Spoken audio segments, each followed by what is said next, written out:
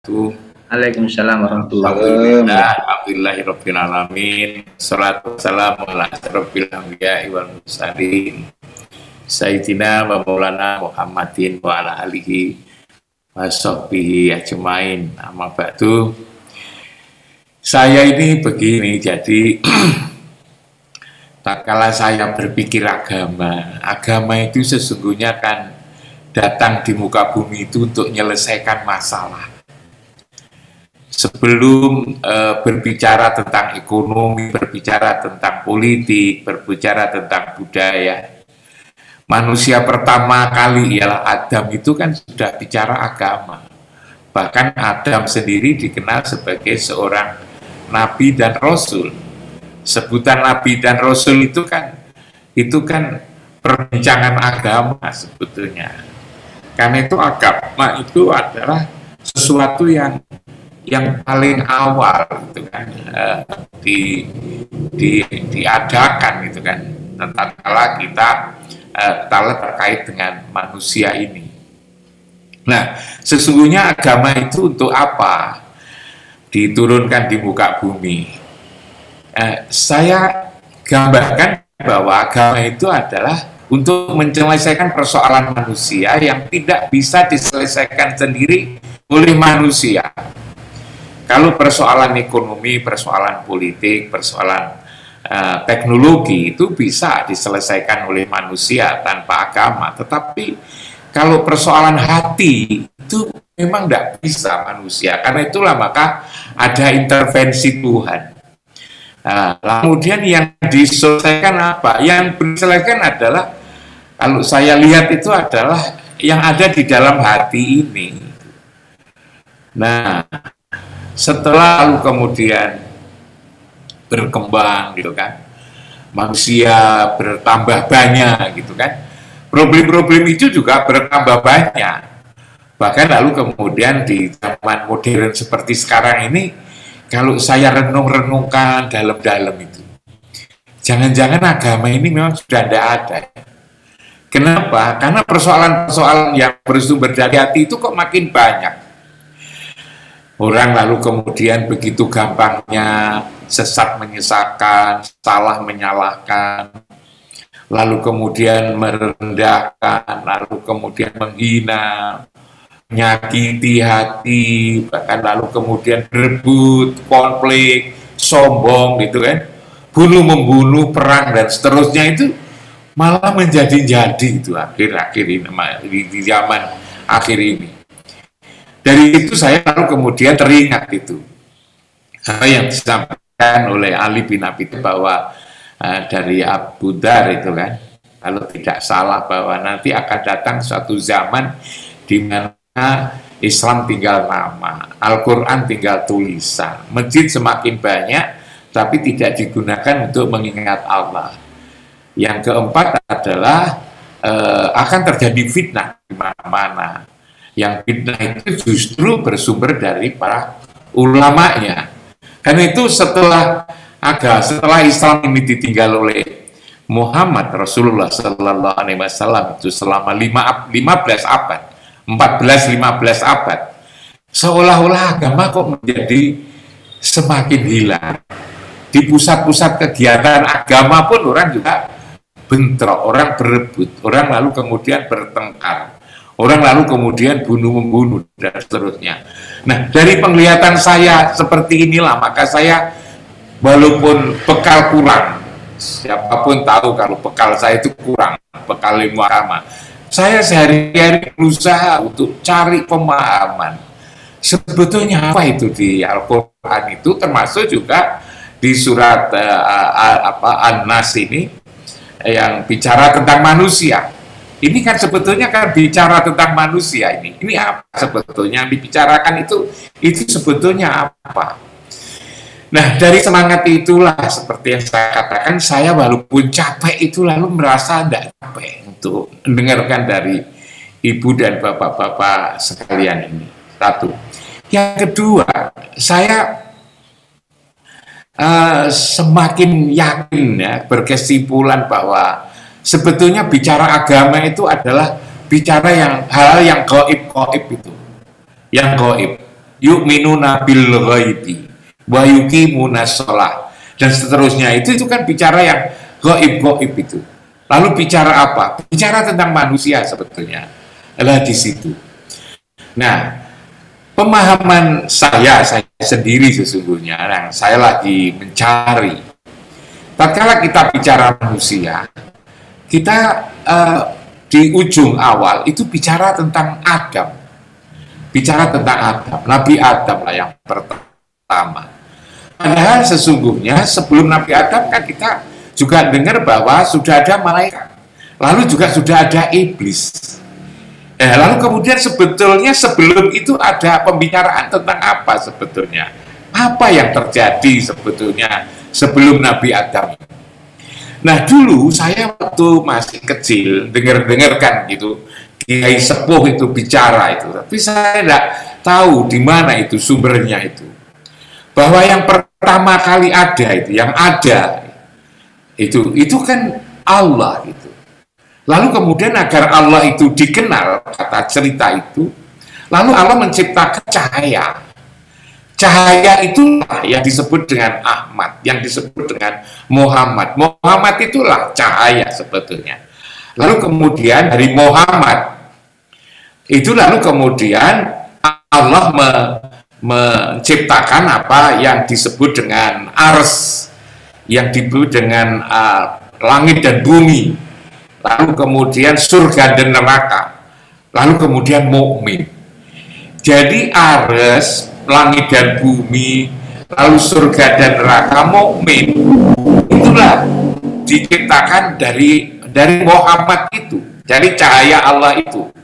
Nah, mukmin yang taat, yang sami'na wa ata'na disebut dengan malaikat. Lalu mukmin yang sami'na wa asya'na itu disebut dengan iblis. Tadi kalau kita cerita banyak hal itu adalah seperti itu. Karena itulah kalau ini memang benar, tapi biasanya seperti ini sumbernya adalah hadis-hadis qudsi yang orang lalu segera menolak bahwa itu sebetulnya hanya cerita-cerita Israiliyat. Tetapi kalau itu lalu ditolak, maka lalu kita tidak tahu sejarah yang sebenarnya, usul asalnya itu seperti apa. Nah, kalau ini lalu kemudian bisa diterima, dipahami ya, cerita bahwa ana minallah, Muhammad mengatakan ana minallah wal mu'minuna minni, gitu kan. Aku dari Allah dan mukmin itu adalah dari aku. Maka lalu di situ bisa dilihat sebetulnya bagaimana hubungan Allah dan Muhammad. Ini yang tidak pernah dibahas secara tuntas itu. Saya tidak tahu apakah kalau dibahas secara tuntas lalu kemudian kita terjerumus kepada musyrik, apa itu namanya, menduakan Allah. Nah, itu ada kekuatan selain Allah. Tapi saya kadang-kadang juga merenung ya, apa memang tidak boleh ada selain Allah itu, gitu kan. Nah, kalau itu tidak boleh, kenapa syahadat itu juga dua? Syahadatain, asyhadu alla ilaha illallah wa asyhadu anna Muhammadar Rasulullah. Jadi ada Allah, ada Muhammad itu. Apalagi kalau kita lihat di ayat Al-Qur'an itu kan, apa namanya, banyak sekali betapa sesungguhnya Muhammad itu posisinya yang begitu strategis dekat dengan Allah. Sampai-sampai lalu kemudian dikatakan bahwa Allah sendiri dengan malaikat juga bersolawat kepada Muhammad. Innallaha wa malaikatahu yusholluna ala nabiyyi ya ayyuhalladzina amanu shollu alaihi wasallimu taslima. Itu. Lalu juga dikatakan bahwa mayyuti'ir rasul faqad atau Allah. Kan luar biasa ini, taat kepada Rasul sama artinya dengan taat kepada Allah. Kul in kuntum tuhibbunallah fattabi'uni, ya Pak. Siapa yang ingin disayang Allah, ikuti saya, ikuti Muhammad. Hal-hal seperti ini kalau dikaji menurut saya lalu akan apa namanya? Letak daripada Muhammad, posisi Muhammad di hadapan Allah itu seperti apa? Bukan manusia biasa, tapi ini akan bisa dipahami posisi yang begitu mulia kalau kita tidak berpikir fisik. Kita tidak berpikir Muhammad sebagai anak Abdullah dan Aminah, tetapi bicara tentang Ahmad, bicara tentang Muhammad, cahaya Allah. Cahaya Allah. Sementara kita ini adalah Nur Muhammad. Muhammad adalah Nur Allah. Nah, kalau itu kita bicara seperti itu ada, bahkan kalau saya termangu-mangu kalau sudah membaca surat An-Nisa ayat 150 itu, innal ladzina yakfuruna billahi wa rasulihi wa yuriduna ayyufarriqu bainallahi wa rasulihi, gitu kan, wa yaquluna nu'min bibatin wa nakfur bibatin, dan seterusnya itu.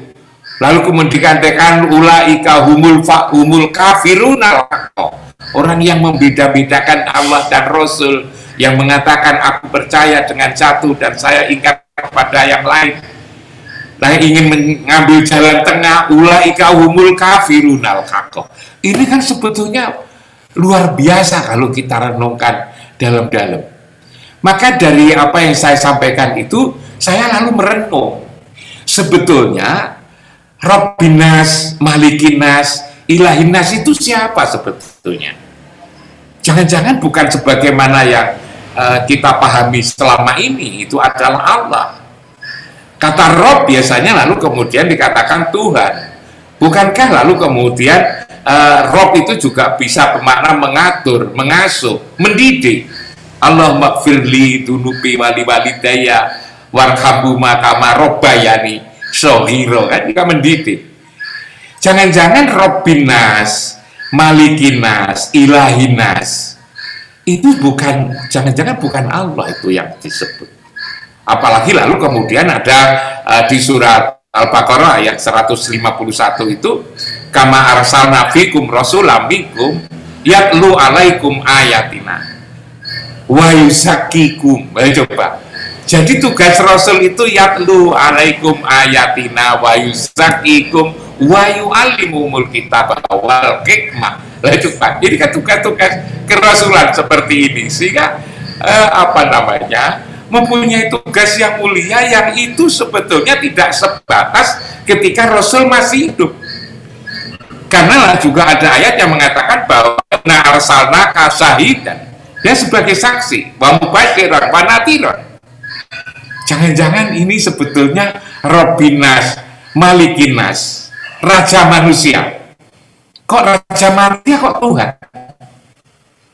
Rajanya semut kan semut, rajanya gajah, gajah, rajanya singa ya singa. Maka rajanya manusia seharusnya kan juga manusia. Maksud rajanya manusia lalu bukan manusia? Kalau itu manusia, siapa? Coba kita tebak seperti apa di sini ini. Raja manusia, sesembahan manusia. Lalu kemudian Robbinas. Ketika kita lalu at-tahiyatul mubarakatuh sholawatu thayyibatulillah, lalu kan disambung dengan assalamualaikum ayuhan nabiyyu warahmatullahi wabarakatuh. Coba seperti ini. Dari apa? Min syarril waswasil khannas. Itu yang di dalam dada sendiri itu sebetulnya. Yang itu begitu berat itu, kalau kita tidak minta tolong, maka tidak akan mampu sebetulnya untuk mengatasi min syarril waswasil khannas seperti itu. Dia muncul lalu kemudian juga bersembunyi. Itulah hawa nafsu sebetulnya itu. Hawa nafsu yang ada di dalam dada ini. Karena itu lalu kemudian kita dianjurkan untuk banyak berzikir, selalu ingat Allah, kita disuruh untuk sholat, kita disuruh untuk puasa. Bahkan puasa itu siapa? Seringkali kalau kita bicara puasa juga dimaknai yang puasa itu yang fisik.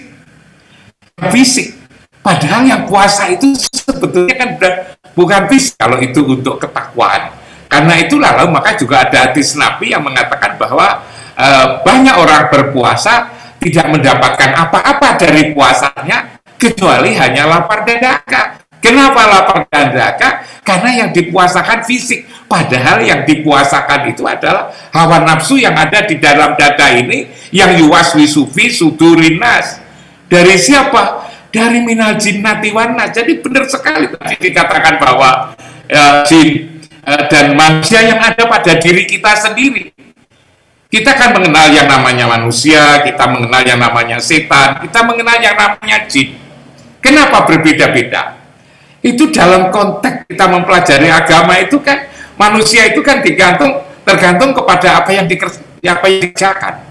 Ada zat, ada sifat, ada apa namanya asma, ada if'al. Pekerjaan itulah yang menentukan nama, yang menunjukkan nama. Pekerjaannya orang yang suka mengeluh, orang yang selalu mencurigai, orang yang tidak percaya pada manusia, itu namanya insan, namanya nas itu. Tapi lalu kemudian kalau itu merusak, itu dinamai adalah iblis. Tapi lalu kemudian kalau jin itu sudah memperkosa, merampok, membunuh dan seterusnya itu, jadi istilah-istilah itu sebetulnya tergantung kepada apa namanya if'al, lalu kemudian ada asma, lalu ada sifat, lalu menunjuk kepada zat. Seperti itu.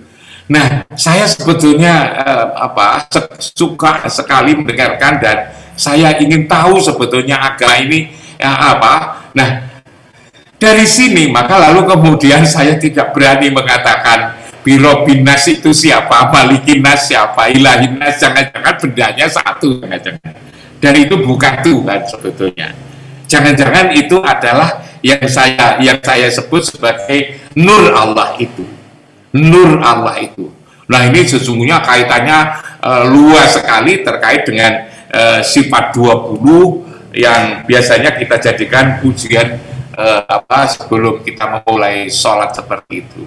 Karena itulah maka saya bilang sama Mas Yusna ini memang mempelajari 3 surat ini berat sekali. Dulu saya katakan begitu, mulai dari surat Al-Ikhlas, lalu kemudian surat Al-Falaq, lalu kemudian ditambah dengan surat ini yang selalu dibaca bersamaan, berurut. Kalau kita misalnya waktu dalam tahlilan atau dalam apa itu tiga surat ini tidak terpisah. Sebetulnya tidak 3 surat, tapi ditambah dengan surat Al-Fatihah sebetulnya itu. Nah ini pemahaman saya, Mas Husna ini, bahwa apa namanya mungkin perlu direnungkan, dan untuk memahami ini perlu apa namanya menengok ayat-ayat Quran yang lain. Bahkan lalu kemudian juga bagaimana sesungguhnya hubungan Allah dan Muhammad, Allah dan Rasul itu seperti apa sebetulnya. Rasul khususnya adalah Muhammad. Muhammad adalah Rasul, yang dirasulkan itu hanyalah Muhammad itu sebetulnya. Jadi kalau ini ketemu sebetulnya penjelasan hubungan antara Allah dan Muhammad ini, maka ini surat ini bisa kita pahami secara jelas. Tapi kalau itu tidak dijelaskan bagaimana hubungan Allah dan Muhammad, apalagi lalu kemudian Muhammad dianggap sebagai manusia biasa. Tapi kalau itu manusia biasa, coba posisinya di dalam Al-Quran, alladzina yubayyi'unallah innama alladzina yubayyi'unaka innama yubayyi'unallah. Coba kayak begitu itu. Mayuti'illah wa rasulahu fa'ulaika ma'alladzina an'ama alaihim minan nabiyyin wasyiddiqin wasyuhada wassalihin. Itu kan apa namanya, siapa yang taat kepada Allah itu posisinya seperti para nabi, para rasul dan orang-orang yang soleh. Nah, seperti ini. Maka menurut hemat saya memang ketiga surat ini harus dipahami secara mendalam agar kita bisa mendapatkan pemahaman yang luas, yang mendalam dan yang lebih hakiki. Dan itu karena di sini ini ada orang ahli Quran. Saya senang sekali sama Pak Dr. Fatkur di sini, ada Dr. Nasaruddin, ada apalagi tadi ada Profesor Aziz, ada guru besar itu yang bisa apa namanya meluruskan manakala pikiran-pikiran kita itu ada yang keliru. Tetapi saya yakin kalau ini kita pahami secara luas, rangkaiannya mulai dari asal usul kejadian, kenapa kok Adam itu disebut Abul Bar, Muhammad disebut Albul Arwah, itu kan, itu wawaliti wa mawalat, gitu kan, demi bapak dan anak di surat apa itu luar biasa. Nah, dari sini saya kira kita akan semakin paham. Saya kira itu Pak Husna ini pandangan saya yang tidak terlalu konsentrasi karena saya baru pulang dari perjalanan dari Semarang, dari Universitas Sultan Agung.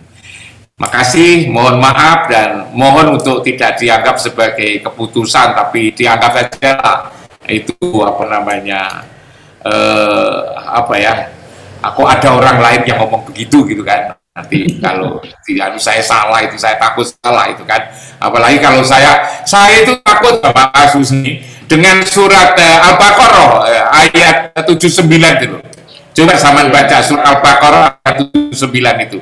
Itu kan fawailul lil ladzina yaktubuna al-kitab bi aydihim summa yaquluna hadza min indillah liyastaru bihi samanan qalila. Itu kan terusnya itu kan ngeri banget itu kalau membaca seperti itu. Kalau salah kita memahami bahwa Allah mengatakan seperti ini, kalau tidak itu kita nerakawet kan.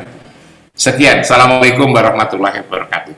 Waalaikumsalam warahmatullahi wabarakatuh.